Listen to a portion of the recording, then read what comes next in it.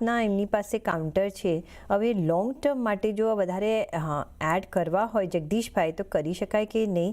આજે સારો એવો બાઇંગ ઇન્ટરેસ્ટ છે। આજે નિયરલી 5.5%ની મજબૂતીથી કામકાજ થઈ રહ્યું છે। વોલ્યુમ બેઝડ અહીંયા આપણે એક મૂવ જોઈ રહ્યા છે। એનબીસીસી કઈ રીતના જોવાનું?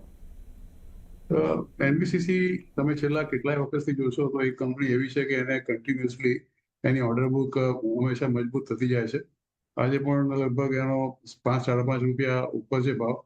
52 વીક હાઈ લગભગ 130-131ની આસપાસ હતો।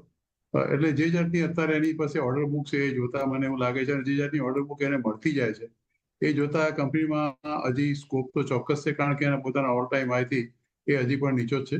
એનું ઓવરઓલ પરફોર્મન્સ તમે છેલ્લા 3 મહિનામાં પણ જોશો પ્રીતિબેન, તો લગભગ 7-7.5% જેટલું ઉપર રિટર્ન એને 3 મહિનામાં આપ્યું છે।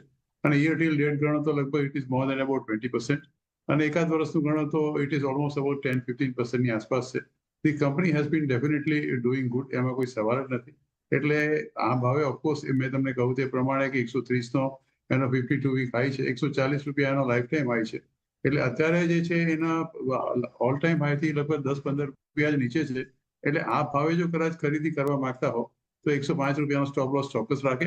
થોડો સમય વધારે આપે તો વધારે સારું, કારણ કે જે ઓર્ડર એની પાસે કંપની પાસે છે, કંપની બેઝિકલી કન્સ્ટ્રક્શનમાં છે, રેસિડેન્શિયલ અને કોમર્શિયલ કમ્પ્લાયન્સીસ કંપનીઝની અંદર, એટલે થોડો ઘણો સમય આપવો પડશે। તો આ 105ના સ્ટોપ લોસ સાથે આ ભાવે બી જો એડ કરવું તો ચોક્કસ કરી શકે। 130-31નો જે 52 વીક હાઈ છે અને 140નો જે લાઈફ ટાઈમ હાઈ છે એ તો ચોક્કસ પહોંચશે। કદાચ એ 2 વર્ષમાં 150ને પણ ટચ કરે તો નવાઈ નહીં। સો with a stop loss of 105 you can buy at current price।